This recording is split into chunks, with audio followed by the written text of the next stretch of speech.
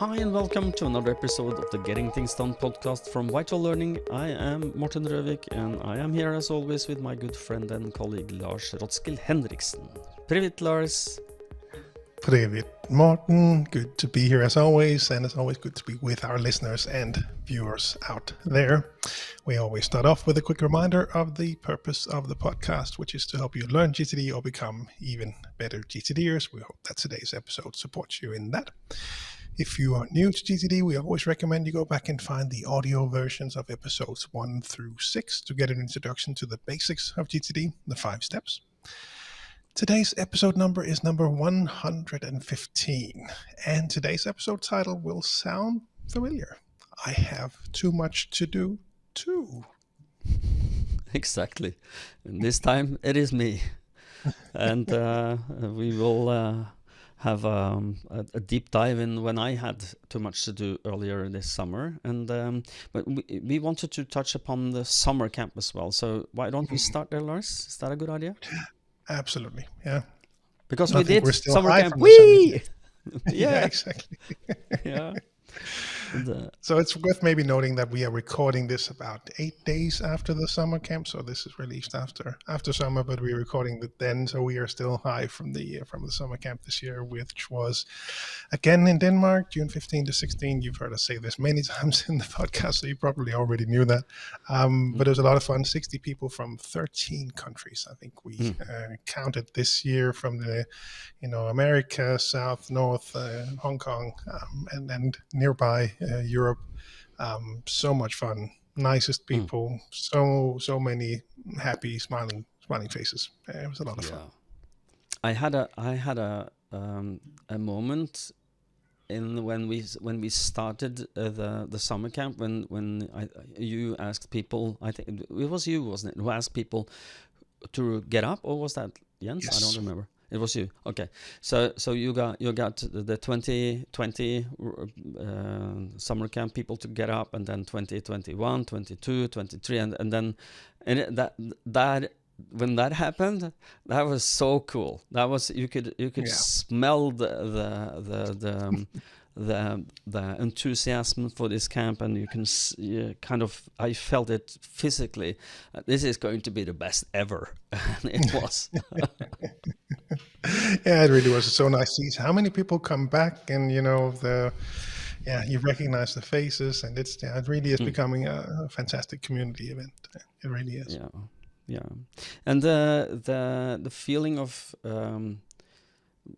community is one thing, but the feedback I got, at least for the value of this for people coming, was very high. People loved it, and it is fun meeting people who think same like you, who thinks getting things done is cool and good for me, and I want to get better. And GTGers are the nicest people. End of story. Yeah, really are. They really are. Yeah. It was a lot of fun to see. I think there was a lot of, I really like to see, one of the things I like to see with this year was that, we are growing. So we were 60 people this year as opposed to, I think, around 40 last year. But there was still a lot of focus on the body aspects. People were really looking for that. And I've seen posts about this as well in the Facebook group that we have for summer camp participants, or in our Danish forum for the community. It's just so nice to see that people are really focusing on this and sharing how much value it has given them. So that was one aspect of the summer camp this year that I really liked. Me too, and I remember talking to one of the guys, a Norwegian, who talked to. Well, last time I was there, I got a GTD buddy in the US, and they came back, and it was, that when I don't know how they make there, because they do weekly review together, I think, and how they do that, I don't know, but they are doing it, and they're keeping each other accountable across the Atlantic, which is so cool, so cool. Yeah, very impressive. Yeah. And one thing I liked this year was it was more time for mingling, for talking. This is highly appreciated, because the getting to know people and connect is really, really good. So, if you were there, thank you. Yes, really big thank you. Thank you, everyone presenting. Thank you to our live coaching client, Yeah. who was bold and brave to stand there on stage and show Mm. their system, and Thais from Brazil sharing the Mm. thoughts behind compassionate productivity. I thought that was really interesting as well. The group discussions were fun to be a part of as well, as much as I Mm. could, at least from my perspective, about the challenges in working together. Mm. David and Ed were on separate occasions. It was a lot of fun. You were on as well, Morten, with your Mm. doing Horizons of Focus together, and there Mm. were so many good things. Stola with his advanced high-tech Microsoft deep dive, that was really fantastic, with seeing how Mm. Copilot will help, hopefully, with our lists and summaries of Mm. meetings and all that going forward. Very interesting stuff, and fantastic Mm. weekend. And not to forget the GTD board game that Torbjørn, Mm. one of the Danish trainers, came with as well. That was played, I think, on all 3 days, or at least 2 days, where you would, Mm. do a weekly review. And there were 2-minute actions, and there were, I think, neurons or something. I didn't get to play it, but I was very No, me fascinated by neither. it. So hopefully we'll get to provide a link to that at some point in the future where people can buy it. Mm. Yes, indeed. And if you were not there, you know what to do next year. Same week, we think, but details will follow at gtdsummercamp.com. So, and we will of course tell you here in the podcast. Are you ready to return to today's topic, or do you have something Yes. else you'd like to mention? Let us do that, and we'll talk more about the summer camp next. Again, we have the evaluations being sent today, I think, as we record this, so we'll be able to talk more about it, and what value it added for people. But what I've seen so far is just, again, reiterating Hans's message from last year. I think I found my tribe. I think Yes. that's Yeah. I've heard multiple people use that phrase, so we may have to Me too. trademark that as well, and give credit to Hans every time, of course. Yeah. But no, let's move on to the next topic.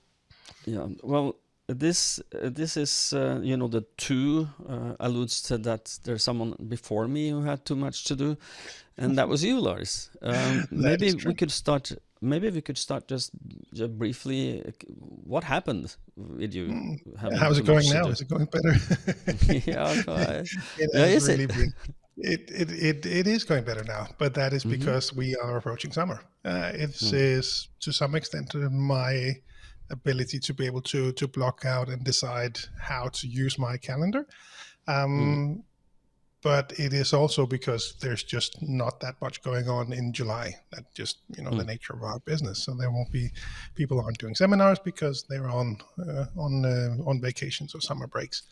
And of course, I've tried to take some paternity leave as well. We had some things scheduled. As of this recording, we were on a small island this weekend called Fejø, which has 457 inhabitants. So we took some time for that as well. So I'm making sure that we balance all of these things out. It's getting to the right place now. I think I have the amount of work that I would expect to have, and as always, there are some things that I really want to get that done. So that's I think that is how that is my sort of default mode. So we're approaching that, and I'm fine with that. And let's see if I can schedule in some more room in the second half of the year to make sure that we can stay at this level. I think that would be doable. Can I ask you, Lars, how did you notice that you had too much to do? That is when did the coin drop? I don't know if there's one specific thing that I notice. I know from the personal life that it's when we try to plan something, but we just aren't able to plan something. Like we try, the calendar just does not leave enough room, and we get we get overbooked, and we won't be able to, let's say we want to meet some friends for dinner. We just have to look too far into the future. I have just two friends from olden days that I want to meet with, and we have to look 6 months into the calendar before we can just go out for a beer. I mean, it's crazy.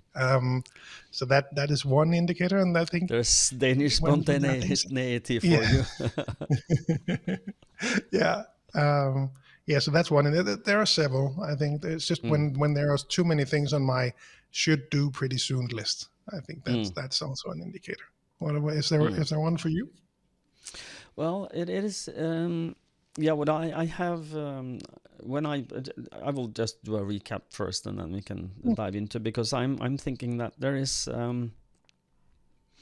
something you can physically feel when you get too much to do, and I got to that point. So that will be the cliffhanger. But just to give you the some of my background for this is that back in the day, in around 1999 to 2000, I had a burnout.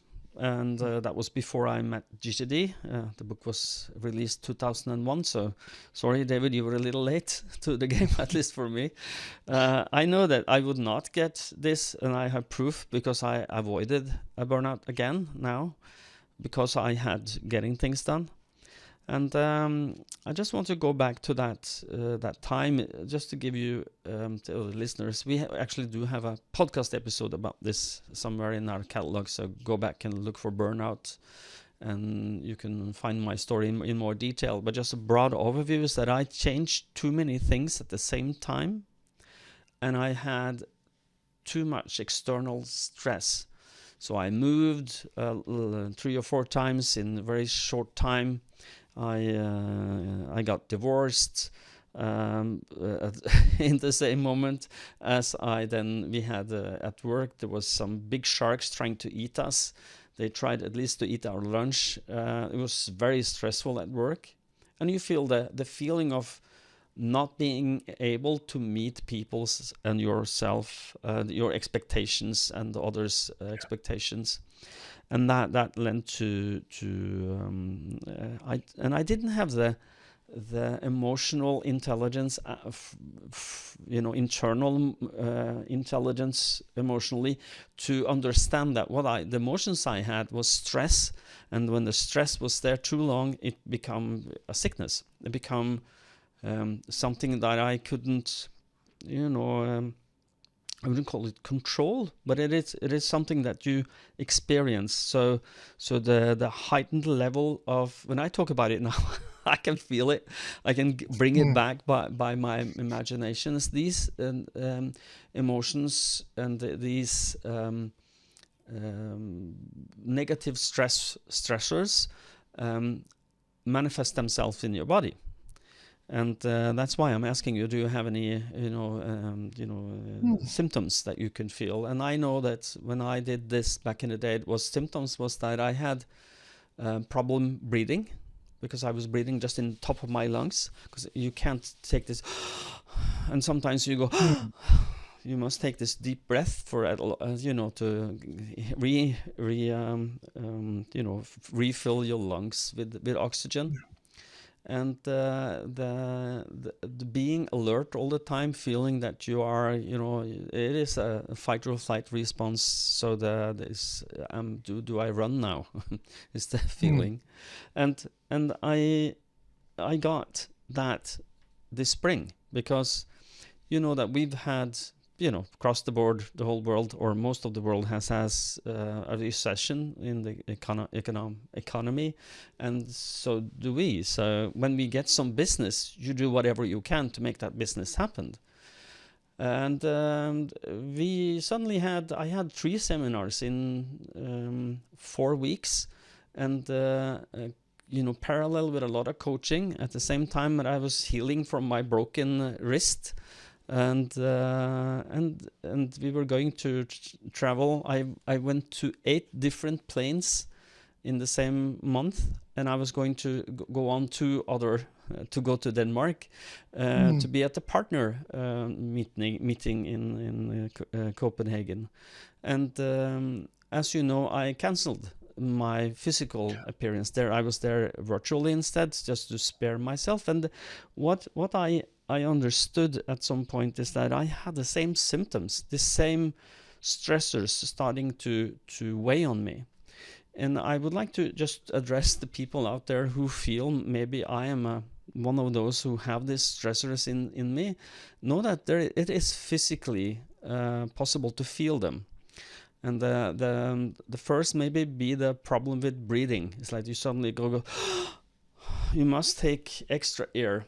When I do my coaching, I can see this when I meet a new client, potential client, or new client. I can see if they're stressed or not, because you can observe that in their demeanor and the way they breathe, and you can hear it as well. And this is the first probably symptom. The second is that you don't listen to your body. I remember one of the things that I suddenly realized when I did back in the day. I realized that I had, I was stressed and I was on the verge of burnout. Is that I realized that I was working long hours, and suddenly I had this genuine irritation inside of me. Something was wrong, but I couldn't put my finger on it. Something was really wrong. And then I realized, well, you went to the toilet this morning, but you haven't done anything during the day. This is your body telling you have to go to the toilet. It's like this stop listening to your body is not good, of course. And it is a very typical stressor for people, or not a stressor, but a symptom, is that you stop listening to yourself. So, for instance, if you are tired, you force yourself to continue. You push yourself to continue because you have to deliver. So, but if you do it too long, over too long time, it will be very difficult for you to focus. You will sleep worse. You will, then sleep becomes a problem. You don't sleep good. You don't, and if you then add the feeling, I didn't do that before nor now, but I know people do this, is that they use alcohol as a way to relax, because you can't relax. Your brain is going do me. This noise in your brain, and then you have to numb it. And some people start to drink alcohol or do drugs or whatever they need to do to relax again. And of course that doesn't help anything, because it will just blur your brain, and when you try to focus to get the things done, you can't, because there are just too many. So having too much to do for too long time is not good. It will burn you out. And I don't know, have you ever felt any symptoms of that? This breathing? No, I'm aware of it. I think the breathing, maybe I've occasionally noticed that. Doesn't really resonate with me. And what I know from myself, or at least from others, ticks near the eyes. So there's some ticks going on, things like that. I've heard from others as well to be one of the symptoms. Yeah, ticks. Yeah, this involuntarily movement of your, close to the eyes. It's the eyelids, or just a muscle in your cheek making something. Yes, I've had that as well. So, but one of the things, but you slept fine, I guess. Yeah. Sleeping is always no problem. Well trained with small children. You sleep when you can. Yes. I have 5 minutes. Good. Exactly. No, then one of the things that it sounds to me that you managed to stop your too much to do at the stage where it didn't get bad for you. But if you had continued, you could have ended in a burnout if you didn't stop. And I'm going to address some of the things that I think is some of the root causes of this. And one of the things that I think is probably the worst to shed is that you want to satisfy yourself and others' expectations of you. So if people expect you to do something, or you expect you to do something, that is probably one of the things that can lead to the feeling of, well, I don't deliver, I have to work harder. And then you work harder, and then you just get more and more tired. And when you get more and more tired, it's a very bad cycle. Because you can't make everybody happy all the time. So fear of letting people down, letting them. I don't know how Lars and how we come across in this podcast, but I'm sure people don't have a true picture of us. It's the picture that they see through this podcast is I'm not inside your brain. I can't be, and nobody can be inside mine but me. And but one of the things that I think you can look like you're very successful, but if you have too much to do for too long and too much expectations from yourself and others on what you should deliver on, you will be at some point be sick. And it is very sneaky. It's like sneaks up on you. The symptoms becomes a little worse every day, and every day you don't take them seriously and do something about them, they add to the pile of burnouts. And we there is if I'm not a psychologist, but there are some psychologists that have created something called the Jerks-Dodson's law, which is the stress law that we've I think we shared it on the podcast before us as well. Yeah, but we have with it the stress curve and everything. I think so. Yeah, the stress curve. Yeah, where the stress curve you stay in stress too long, and because even I was going to say it's like even me can become have too much to do, but it is like any human. If people think that we are inhuman and can do anything, is no, we are human. And Lars and I, we have the same problem, is that when you reach your maximum capacity of what you actually can deliver on, the 5 steps of getting things done, where you can you get more of the right things done, but at the same time, when you get more things done, you want to do more things, so it adds up. And if you don't know when to stop, and that is a big problem. If you don't know how do I know I have too much to do, then that's a problem. So my suggestion to anyone who feels that stress life, you can feel the symptoms that I'm talking about now, take a step back.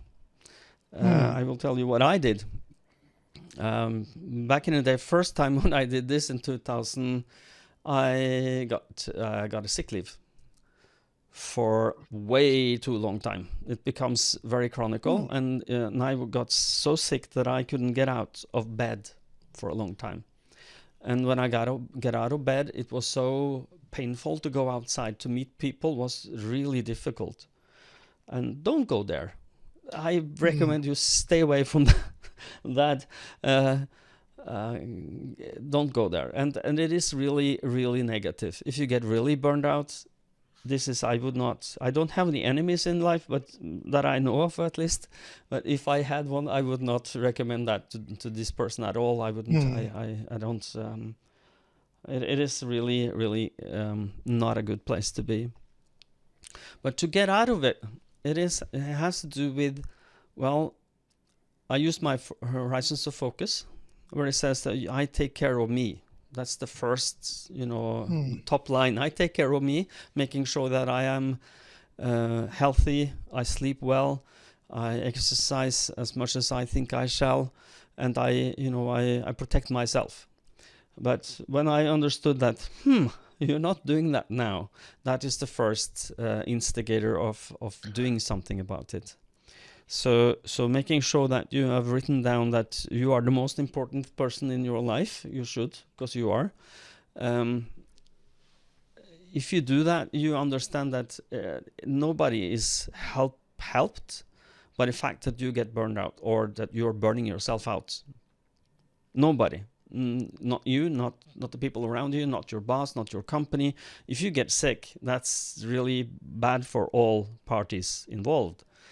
So taking that higher horizon look at myself was, and I suggested you do the same, is the first step. And then just take a little step back create a space of a few hours and step back and look at your calendar, look at your lists, and ask yourself, what can I shed now that I should not do now? That's not it may be urgent, it may be important, but I am not going to do that now.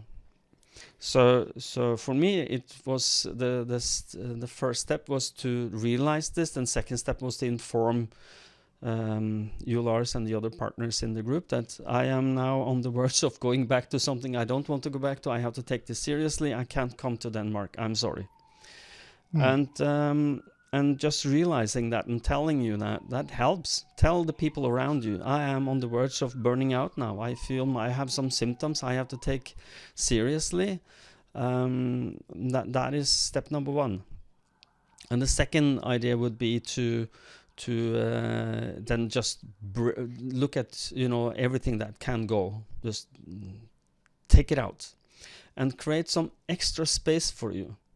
The problem with this is that when you start taking space, your whole body wants to start ticking things off. Your whole body wants to say, let me do something, let me do something, let me do something. Because if you're not doing something, you feel you will be even more behind.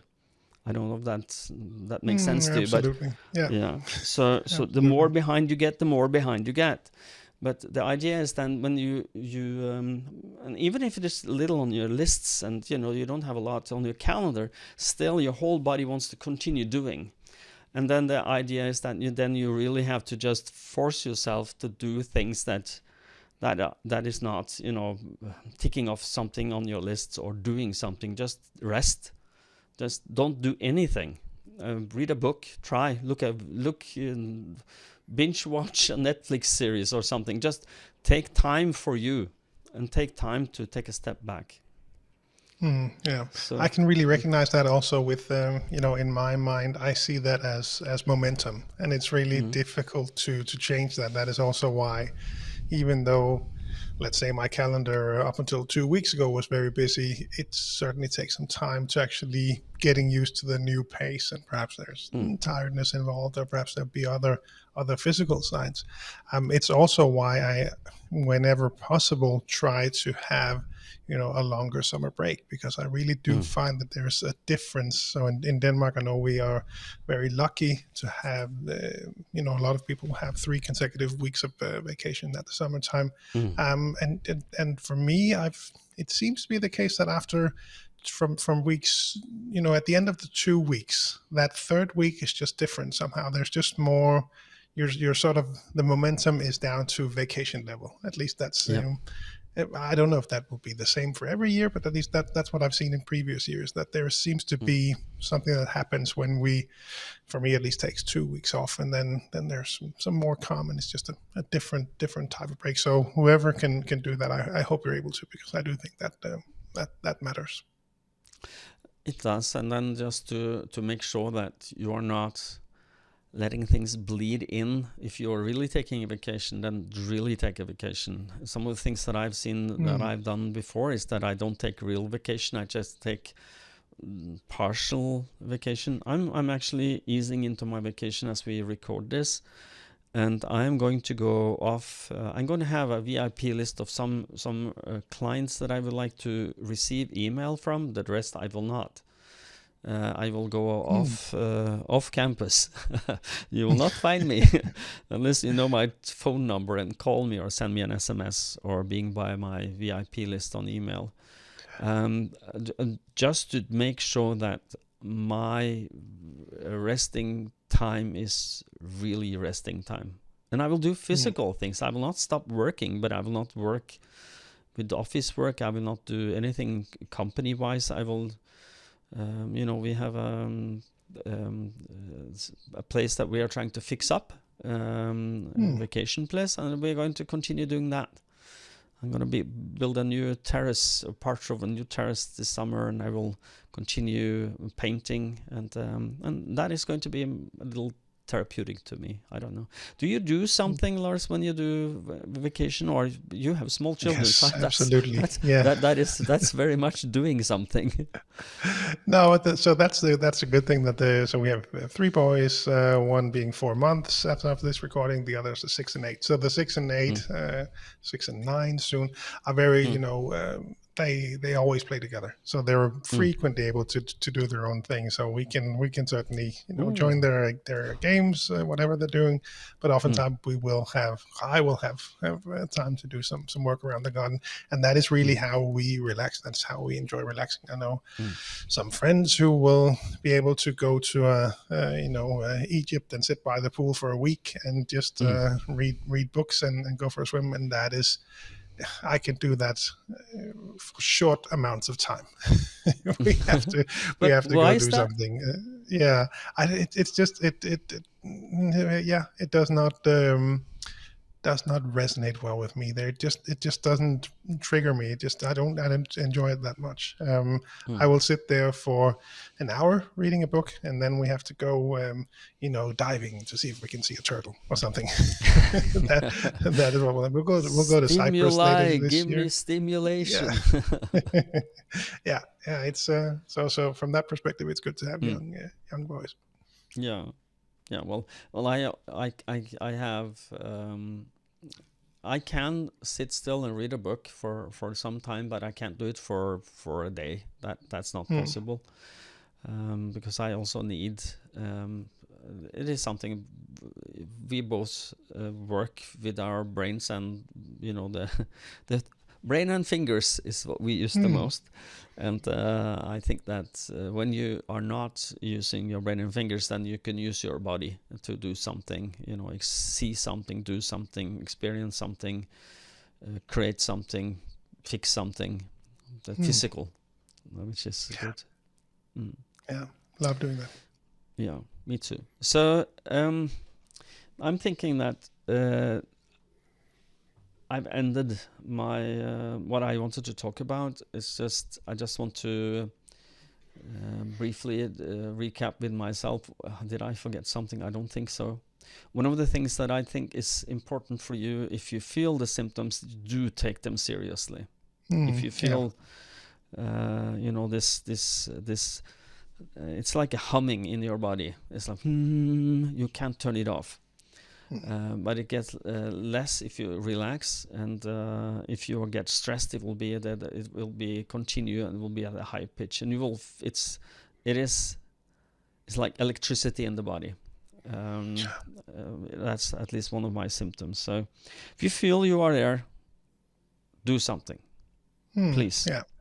No, it's a really good tip, and I'm glad you shared it in this episode. It's something for me as well to become better at, because I know that one of my strengths and also a weakness is that I'm very good at focusing on things, but that means that I'm also ignoring other things, and ignoring those signs, as you say, can be really significant and have really, really big impacts.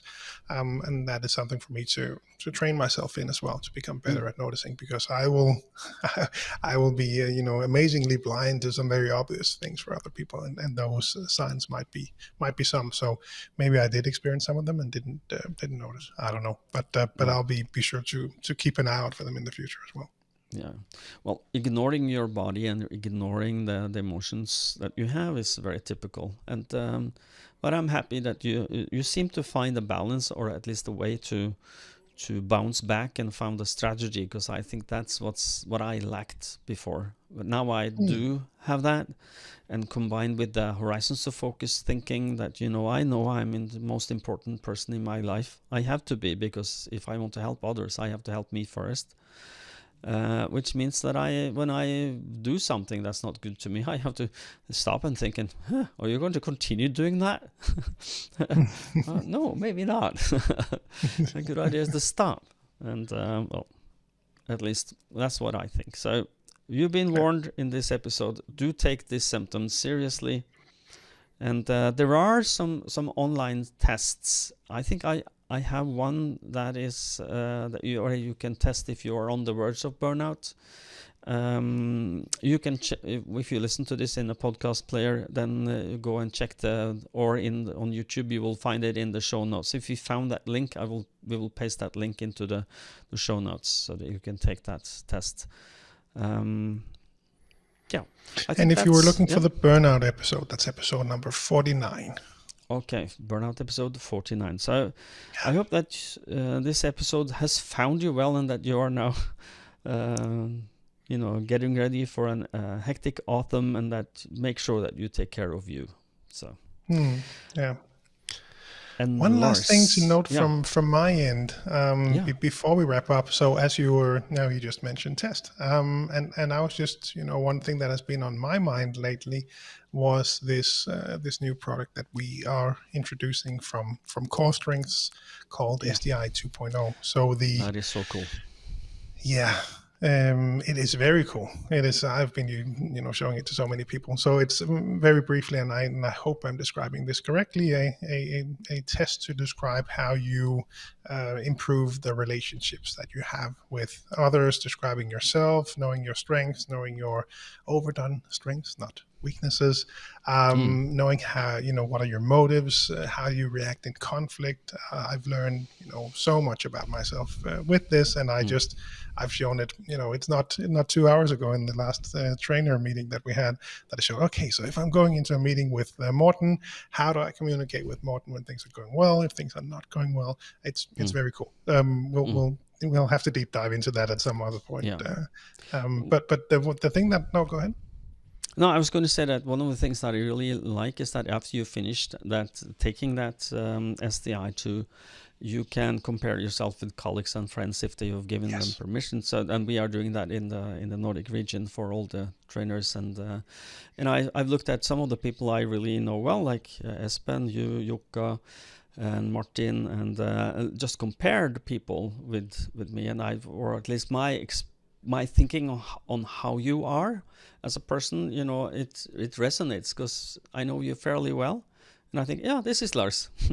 So don't do this, do that. So, but it is a very good tool if you're leading a team or if you are in, with your family. If you want to communicate better, it's a very powerful tool.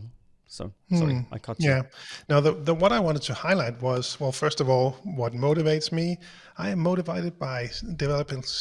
I'll try that again. I am motivated by developing self-sufficiency in self and others. So I just thought that was a very spot on motivation to have as a trainer. Now, what I wanted to mention was just as my overdone things. So what perhaps sometimes hinders my productivity as well. If we take it back to the GCD perspective, my number one is to be too analytical, obsessed. That I have an almost insatiable curiosity, need to understand how things work and why, and when they don't make logical sense to me, I just freeze. So that's one. The second one was methodical or rigid. So like to keep things in order, but sometimes that just becomes too much, too rigid. But the third one was why I wanted to get to this. Third one is devoted or subservient. You can believe so strongly in a person or a cause that you put it above yourself. If you've even been accused, if you've ever been accused of putting another person on a pedestal or giving too much in service of a cause, it may be because your devotion is coming on too strong. So it's just, it just reminded me when you said that, and part of it may be our passion for helping others as well, that sometimes this makes us blind, and that can show up in our line of work or in any other line of work. It really doesn't have to be just us. So just wanted to add that to the mix as well.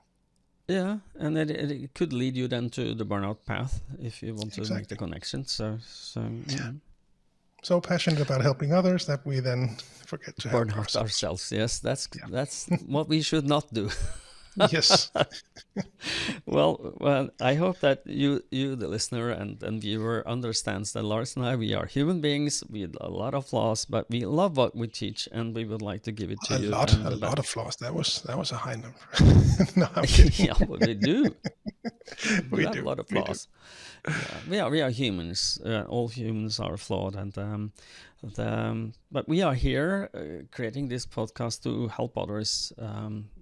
Maybe not fall in the same pitfalls we've fallen into, or not doing the same mistakes as we've done before. And I genuinely hope that we are helping people out there. And And if you do find this helpful, please feel free to connect with Lars and me at LinkedIn, because if you want to help us a little, that would be very beneficial if you start following us, or just send us a connection request. Just write GTD or GTD podcast or anything that you find beneficial as a message, and we will add you. And we share a lot of the things that we do professionally there at LinkedIn, and probably will give you some value. At the same time, if you see something that we post, and if you like that, it helps us spread the message to others. So feel free to follow us or connect with us at LinkedIn. So now, Lars, it's your tour. Take us out. No, but I think you gave the good take us out plug, because I don't have a gtdsummercamp.com thing to point to yet. We have some ideas, as you already mentioned, as to when it will take place, but as of this recording, we don't have anything set in stone yet. But who knows? Maybe there's already something there, so perhaps go and check gtdsummercamp.com to see if there are any news about the 2025 GTD Summer Camp. All I know is that it's going to be great. A lot of nice people, room for more. So we'd love for you to join us. But we'll make sure to mention the dates as soon as they are fixed. And the other reminder that we normally give is to head on over to VitalLearning.eu. That is where you will find links to all of the country websites in each of the countries that operate under the Vital Learning group. And you'll find information about GTD and coaching, speeches, seminars, everything within GTD, crucial conversations, etc. So you'll find all of that there on VitalLearning.eu. And if you are outside the countries that we operate in, then be sure to head on over to cruciallearning.com to find your local partners. Indeed. And if you are in a country where Crucial Learning does not operate, then it's gettingthingsdone.com would be a good idea to go to. So, And now it is my great pleasure to do what I often do, is to say some words at the end. You've heard me several times saying exactly the same thing, but I think it is a good one. Until next time, stay safe and stay productive. Bye-bye. Bye, everyone.